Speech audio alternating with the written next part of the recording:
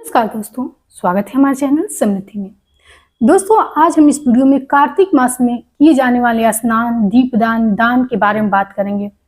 कौन कौन सी चीजें दान करनी चाहिए, क्या नहीं स्नान कर रहे हैं तो दीपदान कर सकते हैं, दान कर सकते हैं, या फिर से व्रत के नियम क्या हैं, क्या करना चाहिए, क्या नहीं करना चाहिए। कुछ भक्तों के प्रश्न है कि प्रतिपदा तिथि से स्नान करें या फिर से पूर्णिमा के दिन से स्नान करने का नियम क्या होता है, कितने बजे तक स्नान करें, सूर्य को कब जल दें, तुलसी माता की पूजा दोनों समय किस प्रकार से करनी चाहिए। तो इस सभी छोटी छोटी बातें और महत्वपूर्ण नियम आपको इस वीडियो में बताएंगे। सबसे पहले इस वीडियो में मैं आप लोग को बताती हूँ कि स्नान किस दिन से करना है आप लोगों को। तो वीडियो को आगे बढ़ाने से पहले दोस्तों, यदि हमारी वीडियो आप लोग के लिए उपयोगी हो, आपके लिए लाभकारी हो, तो एक छोटी सी लाइक करके हमारी हिम्मत अवश्य बढ़ाइएगा और चैनल पे नए हैं तो सब्सक्राइब भी कीजिएगा ताकि ऐसी जानकारी समृद्धि की आप लोग को मिलती रहे। देखिए दोस्तों, स्नान करने के दो नियम होते हैं। कुछ लोग अश्विन मास के शुक्ल पक्ष की पापाकुंसा एकादशी से ही स्नान कार्तिक मास का शुरू कर देते हैं, लेकिन कुछ लोग शरद पूर्णिमा जो स्नान दिन का दिन होता है उस दिन से स्नान करना शुरू करते हैं और कार्तिक पूर्णिमा के दिन तक स्नान करते हैं।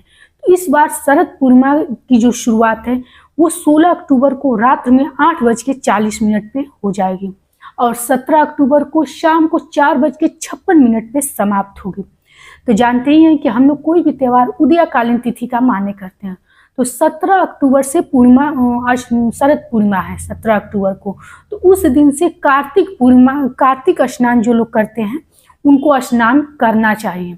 और कब तक यह स्नान करना है, तो 15 अक्टूबर तक आप लोगों को या 15 नवंबर तक यह स्नान करना है, जो कि उस दिन कार्तिक पूर्णिमा है। उस दिन स्नान, दान, दीपदान का अंतिम दिन है।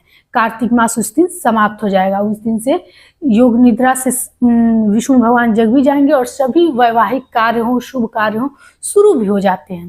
तो इस सभी स्नान से संबंधित नियम, दीपदान से संबंधित नियम हम सभी इस वीडियो में आप लोग को बता रहे हैं। अब कुछ भक्तों ने पूछा है कि स्नान हमें कितने बजे तक कर लेना चाहिए। तो देखिए, स्नान तो कहा जाता है कि तारों के छांव में स्नान करने का विधान है, यानी आकाश में तारे दिखे तभी स्नान करना चाहिए। तो आप लोग जैसे कि सूर्योदय से ब्रह्म मुहूर्त में स्नान करने का विधान है और तारों के छांव में, तो जैसे 4 बजे तारे भी निकले रहते हैं और ब्रह्म मुहूर्त कब से कब तक का होता है, सूर्योदय जब हो उसके 1.5 घंटे पहले तक का समय ब्रह्म मुहूर्त माना जाता है। तो इस समय लगभग 6:30 बजे सूर्योदय हो रहा है, तो उसके 1.5 घंटे पहले मतलब 5 बजे तक आप लोग स्नान यदि कर लें तो सबसे अच्छा होगा। 4 से 5 के बीच में आप लोग स्नान और दान अवश्य कर लीजिए।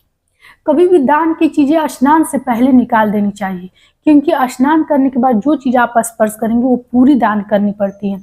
तो जो चीज दान करनी हो, चाहे आप लोग को अन्न दान करना हो, धन दान करना हो, वस्त्र दान करना हो, वो चीजें पहले निकालें। दान में कोई ऐसा नियम नहीं है, जो आपका सामर्थ्य हो, जो आपकी शक्ति हो वही करना चाहिए। कार्तिक महीना इतना पवित्र माना जाता है कि यदि पूरे वर्ष आपने स्नान, दान, दीपदान कुछ नहीं किया और मात्र कार्तिक महीने में आप लोग नियमबद्ध होकर कर दें तो आप लोग को पूरे वर्ष का फल मिलता है। और कार्तिक मास का स्नान दान का फल बहुत ही 100 गुना पुण्य फलदायी होता है। यह विष्णु भगवान का महीना होता है। विष्णु भगवान की जिनके पर कृपा हो जाएगी उनके ऊपर अपने आप ही माता लक्ष्मी का वास हो जाएगा, उनके घर में वास हो जाएगा। कार्तिक मास में कोशिश करना चाहिए कि कभी भी शाम के समय अपना घर खुला नहीं छोड़ना, मतलब कि खुला मतलब होता है अकेला नहीं छोड़ना चाहिए, मतलब घर में कोई नहीं है, ताला बंद है, ऐसे नहीं करना चाहिए। घर में कोई ना कोई व्यक्ति अवश्य होना चाहिए। कार्तिक मास में सुबह ब्रह्म मुहूर्त में और शाम को गोधूली बेला में अपने घर में भजन अवश्य लगाना चाहिए। इस महीने में तुलसी माता और विष्णु भगवान की पूजा करने का विधान है। अब कुछ भक्त पूछे हैं कि जब हम उठेंगे स्नान करने तो क्या उस समय से कितने समय तक पूजा करनी। तो देखिए, पूजा करने का कोई विधान नहीं है। बहुत सारे लोग 1.5 घंटे 2 घंटे तक पूजा करते हैं। बहुत सारे लोग सिर्फ नियम करते हैं, धूप दीप बत्ती प्रसाद लगा करके और उठ जाते हैं। तो ये आपकी क्षमता के ऊपर है कि आप कितने देर तक पूजा करते हैं। इसमें सिर्फ स्नान करने का विधान है कि स्नान इतने बजे तक करना है, उसके बाद आप कितने बजे तक पूजा करते हैं इसका कोई मतलब नहीं है। सुबह सवेरे उठ जाइएगा ब्रह्म मुहूर्त में, लेकिन घर को बासी रख करके बहुत सारी साफ सफाई नहीं करनी है, लेकिन बिना झाड़ू लगाए आप लोग पूजा नहीं कीजिएगा, क्योंकि वो पूजा कभी भी फलदायी नहीं होती है। तो थोड़ा बहुत घर की सफाई और गैस वगैरह पोंछ करके ही, महिलाओं को खास तौर से बता दे रहा हूँ, तभी पूजा कीजिएगा, क्योंकि बासी घर में कभी माता लक्ष्मी का वास नहीं होता है। वैसे तो विधान है कि कार्तिक मास में किसी पवित्र नदी में स्नान करना चाहिए, लेकिन ये संभव नहीं है कि आप लोग 1 महीने तक कोई पवित्र नदी में स्नान करें। हाँ, एक दिन अवश्य जाकर कार्तिक मास में किसी भी दिन जाकर के अवश्य कर लेना चाहिए। एकादशी को, पूर्णिमा को, अगर इन तिथियों पर भी संभव नहीं हो तो किसी भी दिन जाकर अवश्य कर लेनी चाहिए। गंगा जल हर दिन अपने पानी में डाल करके, नहाने के पानी में डालकर स्नान करनी चाहिए। यहाँ बहुत सारी बहनों ने पूछा है कि हमारे घर कहते हैं लोग कि नाली में पानी जाएगा गंगा जल तो ये पाप माना जाएगा। ऐसी कोई बात नहीं है, हम खुद डाल करके नहाते हैं। ऐसा कहीं हमारे शास्त्रों में ये चीज़ नहीं है कि जल अपने पानी में गंगा जल डालकर नहाएंगे तो वो चीज़ पाप होगा, ऐसी कोई बात नहीं है। दूसरी चीज़, अब लोगों ने पूछा है कि दीपदान हम कहाँ कहाँ करें। उससे पहले मैं आप लोग को बता देती हूँ कि सूर्य भगवान को जल देने के लिए लोग पूछें कि हम विष्णु भगवान की पूजा पहले करें कि पहले सूर्य भगवान की। चूँकि 4 बजे स्नान करेंगे तो उस समय तो सूर्य भगवान निकले नहीं होते हैं। तो देखिए, आप सूर्य भगवान एक प्रत्यक्ष देवता हैं। आप चाहें तो सभी पूजा करके तब तक 6:30 वगैरह बजे जब सूर्य भगवान निकल जाए तब भी आप उनको जल देते हैं। उनका दर्शन करके जल देना ज़्यादा फलदायी होता है, और कार्तिक मास में तो बहुत ज़्यादा पुण्य फलदायी होता है। लेकिन ऐसी कोई बात नहीं है, अगर आप विष्णु भगवान की पूजा से पहले या फिर ब्रह्म मुहूर्त में उठ रहे हैं, सूर्य भगवान उस समय नहीं भी निकले हैं और आप जल देते हैं तो इसमें भी कोई पाप नहीं लगेगा। लेकिन चूंकि सूर्य भगवान प्रत्यक्ष देवता है, उनके दर्शन भी आप कर सकते हैं, इसलिए अगर तब भी जल दें विष्णु भगवान की पूजा करके, तुलसी माता की पूजा करके, तब भी कोई इसमें गलत नहीं है। तुलसी माता की पूजा को लेकर लोग पूछे हैं कि तुलसी माता के यहाँ सुबह शाम दोनों समय दीपदान करें या फिर सिर्फ एक समय। तो देखिए, ये आपकी व्यवस्था के ऊपर है। घी का दीपक जलाया जाता है, हो सके तो दोनों टाइम भी जला सकते हैं, नहीं तो शाम के समय निश्चित जलाया जाता है। सुबह के समय माता को तुलसी 1 लोटा जल दिया जाता है और रोरी का उनको 2 या 5 पत्ते पर उनको टीका लगाया जाता है। इसके बाद से भोग प्रसाद लगा करके दीपक दिखाया जाता है। कार्तिक मास में दान के साथ साथ दीप दान का विशेष महत्व है। कहा जाता है कि यदि जीवन संघर्षपूर्ण हो, संघर्ष में चल रहा है और इस महीने में दीप दान कर दें तो ये बहुत ज़्यादा आपके लिए फलदायी होगा। दीप दान कहाँ कहाँ करें? दीप दान आप आंवले के वृक्ष के पास कर सकते हैं, केले के वृक्ष के पास, अपने मेन चौखट पे। आकाश दीपदान करने का बहुत महत्व है। आकाश दीपदान आप लोग अपने छत पर कर सकते हैं। यदि आप लोग किसी पहाड़ी या स्थान पे हैं, पहाड़ों के पास है, तो पहाड़ों पर 100 गुना फलदायी होता है दीपदान।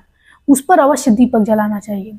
यदि आपके घर के आसपास कोई खाली जगह जहाँ अंधियारा रहता है, वहाँ अवश्य शाम के समय दीपक जलाएं। आपके घर के आसपास मंदिर है, वहाँ दीपक जलाइए। आंवले के वृक्ष के पास दीपक जलाइए। घर के मेन चौखट पे दीपक जलाइए। आपके घर के आसपास शिवालय है, उसमें दीपक जलाइए। इस प्रकार से दीपदान करके आप अपने बहुत सारे कष्टों से निजात पा सकते हैं। अब कुछ सारे भक्तों ने पूछा है कि क्या हम स्नान नहीं कर रहे हैं तो दीपदान कर सकते हैं? बिल्कुल कर सकते हैं। इस महीने में स्नान करने का अलग नियम है, व्रत करने का अलग नियम है, दीपदान करने का अलग नियम है, दान करने का अधिक नियम है। इस महीने में झूठ बोलना या फिर से चोरी करना, ये सब चीज़ें नहीं करनी चाहिए। चोरी क्या कोई करेगा, लेकिन जैसे मोबाइल वगैरह से बहुत सारे लोग झूठ बोलते हैं, चुगली करते हैं, ये सब कार्य नहीं करना चाहिए, क्योंकि ये 12 महीने में सबसे पवित्र महीना इसको माना जाता है। कार्तिक मास में व्रत करने का भी नियम है। तो देखिए, एक तो होता है कि पूरे महीने आप लोग लहसुन प्याज का त्याग कर दीजिए, ये सबसे पवित्र चीज होता है। दूसरी चीज, तारों के छांव में, चंद्र की रोशनी में, ऐसा सब व्रत करने का विधान है। तो जो व्रत करें उसका भी संकल्प ले लें, स्नान कर रहे हैं उसका भी संकल्प लेकर कोई भी चीज शुरू करना है तो 17 अक्टूबर को जब आप लोग शुरू करेंगे तो उस दिन से आप लोग संकल्प लेकर के ही शुरू किया जाता है। दान अपने क्षमता के अनुसार किया जाता है, न कि किसी के कहने पर किसी चीज का दान नहीं किया जाता है। मान लीजिए कि आप रोज 5 रुपए ही दान करना चाहते हैं तो 5 रुपए दान करें। आप कुछ कच्चा सीधा दान करना चाहते हैं तो रोज कच्चा सीधा ही निकाल कर दान करें। कोई इसमें ऐसा नहीं है कि आप बड़ी बड़ी चीजों का दान करें तो ही फलदायी होगा। तो कार्तिक मास में इन सब कार्यों को किया जाता है और ये सब कार्य करके आप बहुत सारी चीज़ें जीवन में अपने अनुसार बना सकते हैं, अपने ग्रहों को अपने अनुकूल बना सकते हैं। क्योंकि कहा ही जाता है कि गुरु ग्रह यदि आपके अनुकूल होगा तो सारे ग्रह प्रतिकूल भी रहेंगे तो आप जीवन में बहुत ज़्यादा आगे जाएंगे। अब इस महीने में आप लोग वासुदेव जी के मंत्रों का जाप कर सकते हैं, विष्णु भगवान के मंत्रों का जाप कर सकते हैं। तुलसी माता के यहाँ यदि बैठ करके ओम नमो भगवते वासुदेवाय मंत्र का मात्र जाप करें तो इससे आपके जीवन के बहुत सारे कष्टों से निजात मिल जाएगी। ये थी कार्तिक मास की कुछ बातें जो मैंने आप लोग को बताई। यदि हमारी वीडियो अच्छी लगे तो लाइक कीजिए और चैनल पे नए हैं तो सब्सक्राइब भी अवश्य कीजिए ताकि समृद्धि की ऐसी ही धार्मिक जानकारियाँ आप लोगों को मिलती रहे। धन्यवाद।